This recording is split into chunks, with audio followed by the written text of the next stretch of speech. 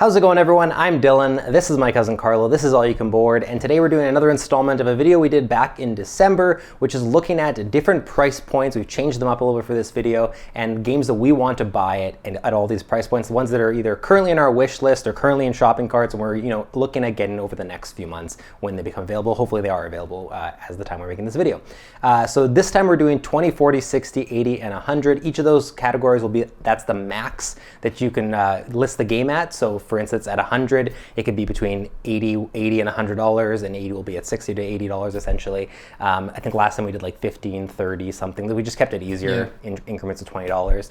And yeah, these are games that we're looking to buy, ones that we are eagerly wanting to play. It could be newer games. Some of them might be like not brand new games. They're games that we are considering buying that have been out for a while, or ones we just got tipped off to that are popular now in our carts. But I'm going to throw it to you to kick things off with your number 20 pick, please. With the under $20? Yeah, your under $20 pick. Sounds good. The other thing I'll mention real quick is this is Canadian dollars. Yes. So for anyone's curious about so it could be different in your local region. Yeah, and these are also, we're not counting games that would be considered grail games that are like out of print or whatever, impossible to find. So these are just ones that are like realistic options for us to get in the near future. So my first one for the under 20 category is Fuji Flush.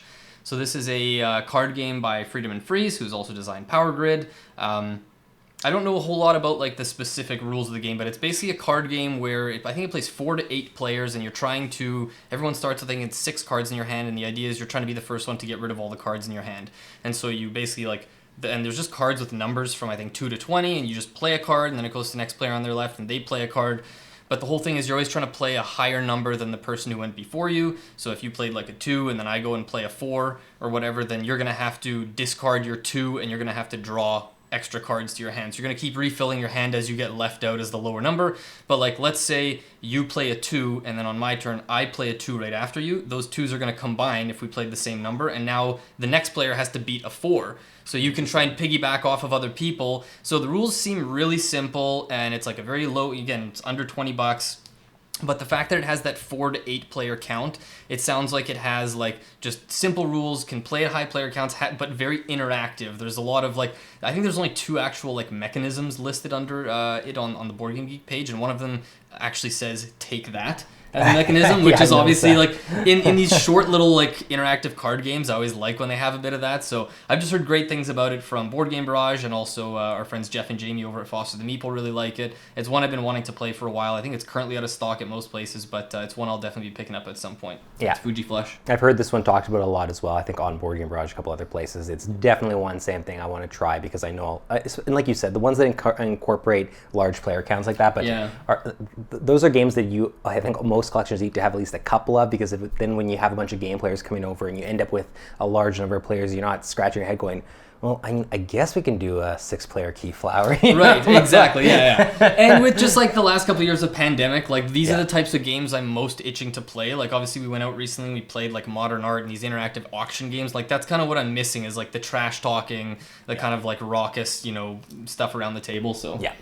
Good pick. Thank you. My $20 pick, and it's pretty much exactly at $20, I believe, and that is Sequoia. So Sequoia is an interesting game that I've had on my wish list for a while, and I think it's going to be the next game I get at that price point. Is a game that incorporates a few different things. It's sort of like it's an area majority type game, but it plays in a way similar to Can't Stop, where the way it's going to function is there's all these different trees, and you're going to be rolling dice just like you kind of do in Can't Stop to create combinations of numbers to decide which trees you can play on. But if you're whereas like Can't Stop, you're just trying to like get to the top, and whoever does it first wins. Push your luck race. This one you can sort of back off certain trees if you find that you're losing. You can contest for certain ones. You can go ahead in other ones, and if you're first place on that tree at the end of the game, I think it just ends after a set number of rounds, like 10 rounds or 11 rounds. You get a certain number of points, and if you're second, if you're playing more than 2 players, you get a certain number of points as well. So you want to kind of balance which ones you're winning, which ones you're getting second in influence in, and sort of balance in between all the trees that way. The artwork is really gorgeous, and it has really, really nice table presence. You're adding these like tree trunk type looking tiles that are stacking onto each of the trees, so it looks really nice as you play. And it incorporates elements from a bunch of games that I like Can't Stop and just area majority games in general. I especially like area majority games when they take that mechanic and put it into a more accessible package. Like I still love my Rising Sun type games, and there's ones that I really want to play like Inish, like Blood Rage and Unk and all that kind of stuff. Unk? Unk? Yeah. I want to play Unk. But, I really admire and love when they can find a way to do area majority in a really slimmed down package, because it feels like it's a more complex game than it is strategically because of that sometimes. Right, like Ethnos and Renature. Exactly. And these kind of, yeah. So that's Sequoia. It's one that I've honestly had in my cart and almost added to different orders at different times, but I think the next time I place an order, if it's in stock, it's just going to be one of those cheaper purchases that I add in there to finally get, and I think it'll be one of those ones that'll find enough people that come over to play games at my place, enough people that enjoy it that it'll hit the table as sort of a like filler game, or just we only have time for a little game, we want to play a game while we can all chat and that kind of thing. So yeah, that is Sequoia. Nice. Okay, I had heard of it before, but I didn't know much about it, and I'm very intrigued now, so I definitely want to play this. That's a great pick. Cool. All right, my next one for the under 40 mark. I should have mentioned, by the way, Fuji Flush is like $19 or something. It just under 20. This next one under the 40 mark is coming right around 35 Canadian, and that is Caper Europe. So this is a game that was on Kickstarter and recently fulfilled to a bunch of the backers. It's kind of I don't want to call it a remake, but a re-implementation maybe. I think the original one, Caper, came out in 2018 or something like that. And I think this is the designer's second game. Like, he just went from Caper straight into Caper Europe. It's published by Keymaster Games, who did Parks, which I've actually been able to try recently on Board Game Arena, and that's part of the reason why I've taken more interest in this, is after a while of not knowing if I would like Parks or not, or if there was enough there for me, I did enjoy it a decent amount on Board Game Arena. Nice. So Caper Europe is a 2-player only game, and it's kind of got a theme of you're sending your thieves around different locations in Europe, getting different types of gear, and basically trying to control different locations. I think there's like some area majority happening in the different locations, and there's cards that you play that have different abilities and stuff, and it just has a very nice table presence. I love the very like cartoonish artwork. If you look at like the characters look like very much like caricatures. Like it feels like they would have been out of like some cartoon show you would have actually watched as a kid. Right. And it just has that really, like, I always like those games that are specifically designed for 2 players only, because it has a really tight system. It often feels like that kind of tug of war kind of aspect going on.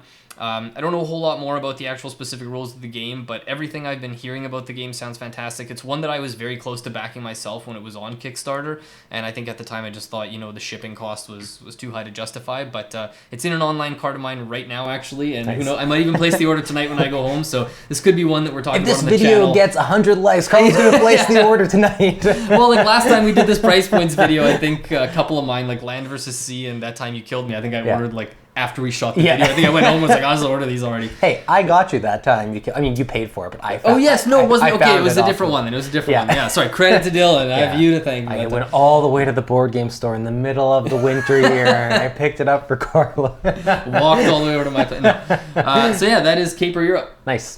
This is one that I also don't know a lot about, but it's one of those games where every so often I have games in my cart or wish list that I just know that I want to try and that I'd be okay buying without even having to do a lot of investigation into the rules. And based on little nuggets I've heard about this and the artwork and the look and everything, I put it on my wish list immediately, and I almost had it as one of my options in this list too. So yeah, great choice. Cool.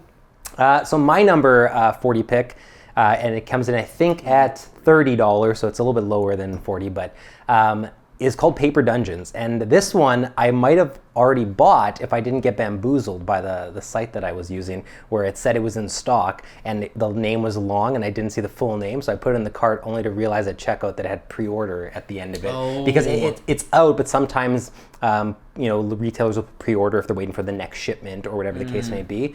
And so I believe I saw it in stock just the other day, so if I am placing this online, or I'll let you know. Yeah, exactly. It's an interesting roll and write game, and the reason honestly that it's one that I want to get, because I don't know, like I haven't read reviews, I don't know whether this is going to be one that actually is like really, really good and it resonates a lot. But what caught my attention is when I was younger, I didn't play Dungeons and Dragons, but what I did is I would make the maps for Dungeons and Dragons. I had this like map generator thing, and I'd make these really crazy dungeons that are like full of different treasure and everything that I would never actually play, but I just enjoyed the idea of making the map. And that's not what you're doing in this game, but the map board that you interact with for the roll and write reminded me of that. Like I had that nostalgia tied to it right away. And it's interesting because what you are doing when you're rolling and assigning stuff is essentially choosing to level up your hero, to get potions, do all this stuff, to be able to tackle the monsters that are in the dungeon that are on your sheet. So I like roll and write games, and it combines that with this fantasy dungeon diving, aspect, a theme of games that I really, really enjoy, not only in board games, but in all mediums. That it's just one of those games that I looked at, and it's kind of like cartographers in the same way. I was like, one way or another, I'm going to get enjoyment out of this. I don't know what the longevity will be. I don't know if this will be a roll and write that competes with all the other roll and writes in my collection. Right. But it's one I definitely, for that price point, am fine buying, trying out, and seeing if it's one that sort of like, especially for me, happens to hit more than maybe it does for other people. And I have seen it show up, I think twice now, or maybe it was just once, on images on our Discord of people having purchased it or something like that, where I was like, oh my God, I just want to get this game so bad. So again, it's one of those ones like Sequoia that for that price point, and when I'm placing an order, if it's in stock, I'm just going to add it to the cart and get it. But yeah, I love my roll and writes, I love my fantasy games, and this combines both. Paper Dungeons. Cool. Yeah. Would you love it even more or be into it even more if it had a campaign mode? Oh yeah, I mean, and like any game that has a fantasy theme, once it's a hit, they just come out with the campaign version of it. Exactly. The next one is going to be, it's like I always think about that with Role Player, right? Role Player, it was like advertised at the start as, this is the aspect of Dungeons & Dragons that's just creating your character. That's all you're doing is creating your character. But then it was so popular that it's like, well, now you take these characters through a campaign. Yeah, right? Eventually we will get to the campaign. Yeah. So Paper Dungeon starts this way, and eventually it'll just be dungeons, and it'll just be a campaign game, and I'll be all for it. Nice. Also, wasn't there a newly announced Richard Garfield, also dungeon themed roll and write I featured game? It on my games I'm excited for. Yeah, like Dungeons, Dice, and Danger. Or something. So from what you know about, I realize that one's not released yet, but from what you know of that one, would you be more interested in Paper Dungeons or that one? I honestly don't know which. I think I'd probably be more interested in that one because of the tie to Richard Garfield and playing his games. But that being said, that's kind of another thing that drew me to Paper Dungeons is like, I thought at the time when I was putting in my cart, I was like, here's a version of that type of game that I can get now while I can't access the other one. So if the other one comes out first and I get it, and I enjoy that one a ton, maybe Paper Dungeons one I hold off on because I realize I've scratched that itch. Right, okay, yeah. It'll be hard to say, but either way, I'm excited for both of them. Cool. Yeah. Awesome. All right, well, now we're on to the under 60 category, and my pick for this is a game called Ginkgopolis. So this is a game that came out, I think it was a Kickstarter release initially back in 2016 or 17, designed by Xavier Georges, who has done like Troyes and Black Angel and Carnegie, which is coming out, or supposed to be fulfilling later this year. So a very reputable designer. It's a game that I think there were sort of limited copies made for the Kickstarter, and I think the game did a lot better than they expected, and it was quickly like, I remember looking online a couple of years ago, and there were copies of this game that were selling for like well over $100 because it was one of those out-of-print ones. So I mentioned this when I did my Grail games video recently, that this would have been listed in one of my top Grail game picks, if not for the fact that I knew there was a reprint coming. So I've been just waiting for this game. And that's part of the reason as well why I don't know much at all about the rules anymore, because when I initially sort of added this to my Grail games list a couple of years ago, I just knew right then and there, like, I will get this game one day, and then I just kind of stopped looking into it. But it is basically, it's got some area majority influence, it's got tile laying, it's got drafting, and it's got some simultaneous play. So I've always heard it described as a game that, like, especially for the playtime, it plays in about 45 minutes to an hour from what I've heard, that for that playtime, not many games combine that many different mechanisms and combine them so well. A very interactive game. And I love the aspect of you're drafting these tiles or whatever, or these cards, and whatever you don't play, whatever you keep in your hand, you have to pass. So you're choosing something to put into play. There's these discs that are counting towards this area majority battle going on in front of you.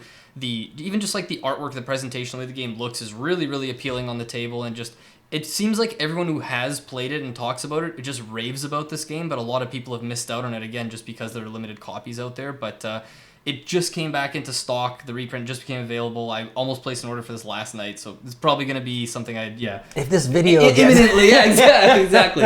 We'll order right now. No, but yeah, that's Ginkgopolis. If anyone else who's watching this has played it, I'm curious. Let me know in the comments what you think and if it's worth it. You know what I think is interesting, and maybe people don't realize this, is that we learn about games through each other's videos and sitting even in the same video with each other in the same way that I think our audience learns about games. Because like this is one I had heard the name of, but for one reason or another, sometimes you hear a game, you don't really look into it, and then you describe it, and I'm like, oh yeah, I could place an order for this tonight based on what you're describing. Right. So it's almost like, you know, and I'm sure you've done the same thing, or I know I have, when you've done like games you're excited for, and then I think that's like, not Dice Realms, it was one of the ones you mentioned that I was like, well, I'm going to put that on my list now, right? Like, I think we use our own videos from each other sometimes to like, you know, find ones we're interested in. But yeah, I'm definitely interested in this now, and I'm probably going to make sure it's on my wish list as well. Yeah, and I think it plays 1 to 5 players, so it's like, you know, the fact that it's got very interactive, plays in under an hour, varying player count is just, it kind of ticking all the boxes for me, so. Nice. My pick, and it comes in around $55, is Merchants of the Dark Road. So this is one that I have on and off reminded myself that it exists and I want to buy it, and then it seems like every time I remember, oh, I really want to buy this, it's out of stock, or it's in stock and I say, I'll place the order later, and then it goes out of stock.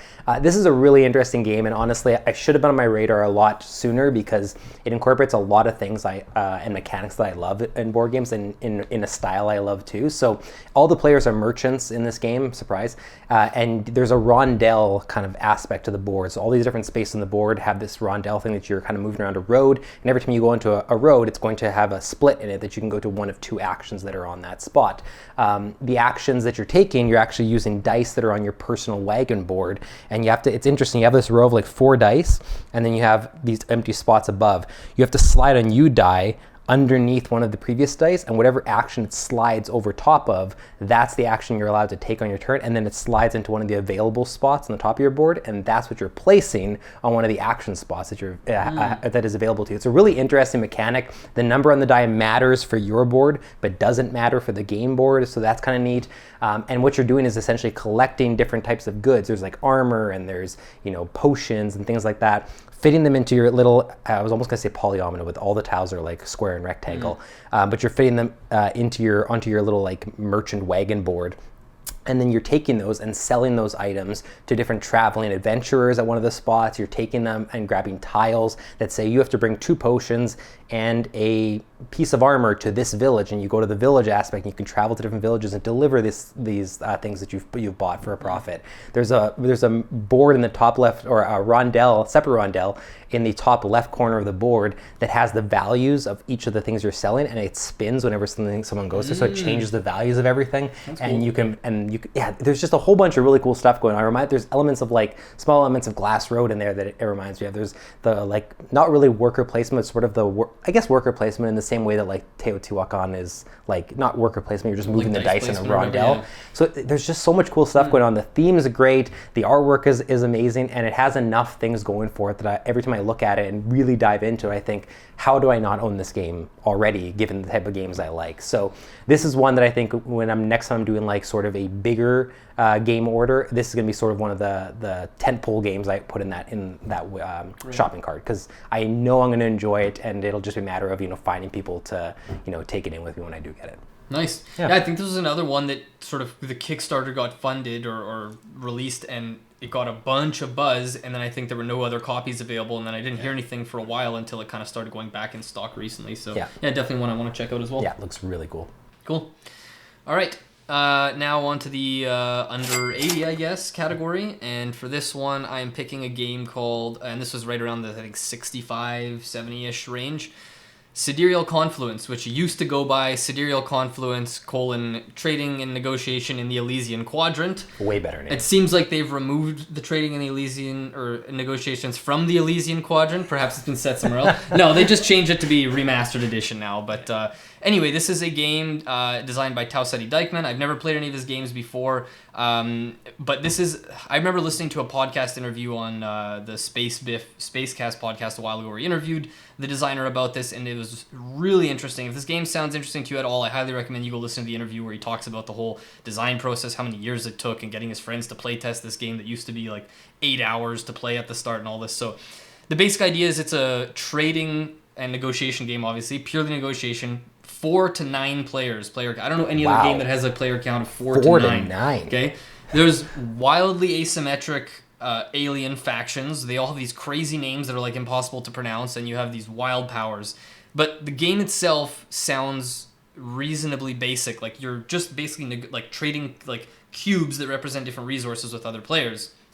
But all the negotiation at the table happens simultaneously. So like imagine you're playing this game with 8 people and I'm doing a trade with you, but then I hear some trade happening across the table that I'm like, oh, I kind of want to get in on. I mean, hang on a second. Wait, can I trade with you? Like, you're trying to, like, you can interrupt. People are just live trading, and you're like, oh, I'm missing out on that deal, and I got to, like, listen to this person's stupid offer. Meanwhile, I want to trade with this person. Like, this person's stupid offer. Well, I'm just saying, like, it's a game where you actually have to sort of, like, manage your, like, relationships, it seems like. Because if you just say, like, screw, I'm not interested in this thing, and you start paying attention to someone, like, someone could just say, like, yeah, I don't want to trade with you anymore, kind of thing.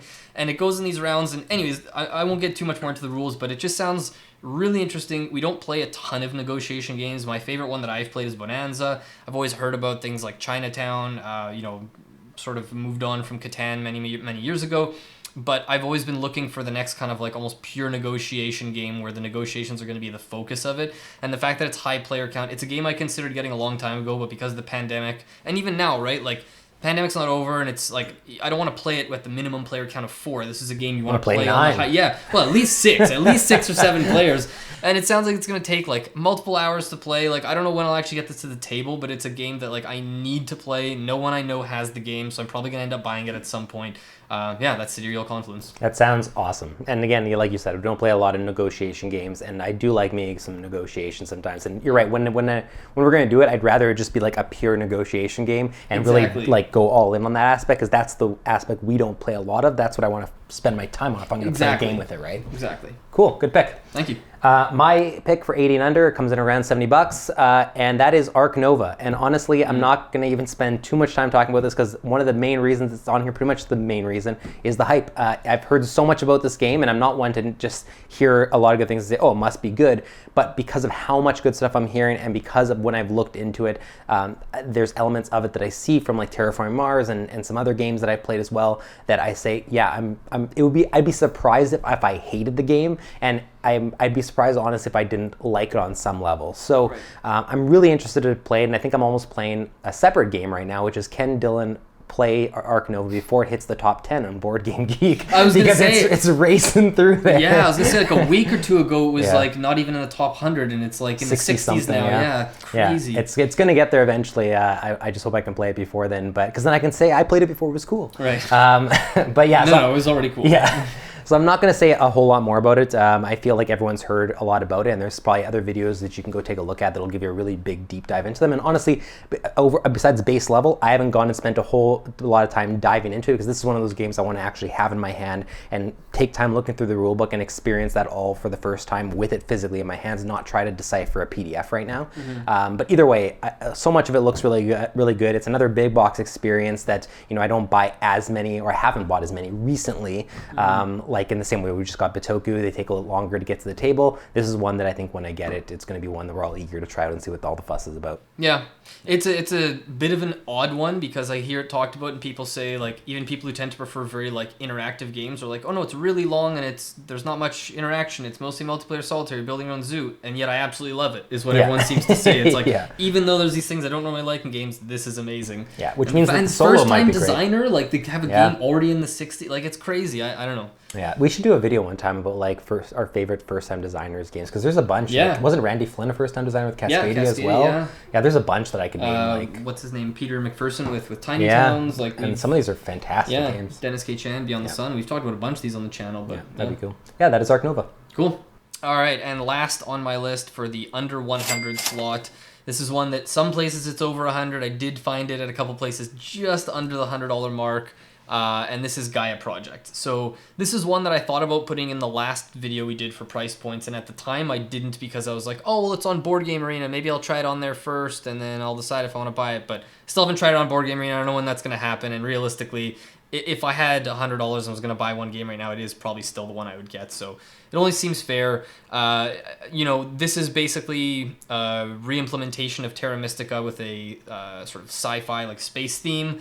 There's more factions in the game than there were in Terra Mystica. We've talked about both games on the channel before, and some people say that, Gaia Project improved on what Terra Mystica previously did. Other people think Terra Mystica holds up as the better one. Some people prefer the theme of one over the other. But from what I understand, you have an asymmetric faction that has certain powers, and you're fighting over different territories in space. You're trying to terraform your planet. You build buildings. It's got all these different moving parts. It seems like a fairly complex game, similar to Terra Mystica. But the thing that draws me to these games, and what really, to me, I think would warrant that price tag of $100, is not only the amount of different factions there are to explore, but just there's different maps too. There's different combinations. And there's sort of what has been, I think, players play with is there's sort of how do you say, a self-balancing mechanism for the drafting of the factions, where you can bid at the start of the game. You bid a certain number of victory points for a faction. That's cool. And I think this was something that was originally, and I don't know if this is an official thing in the rules, because I think this was originally a variant that players came up with for Terra Mystica, where you basically say I'll wager 10 victory points for that faction. Someone will say, okay, well, I'll wager 12 then, and you keep bidding until everyone else passes, and whoever made that highest wager basically starts at negative that many victory points. So you're basically saying, hey, I'm willing to bet that I can overcome this sort of thing, because that's in a lot of these games where there are multiple factions, there's always going to be people claiming that something is imbalanced, or this one's better than the other, or whatever. So I think that's a really cool thing. Yeah. But just the amount of replay value that comes from exploring all the systems in these types of games is just, it's something I can't wait to play. Yeah, and even though I'm one of the people that gravitates more to Terra Mystica, I 100% want to play both,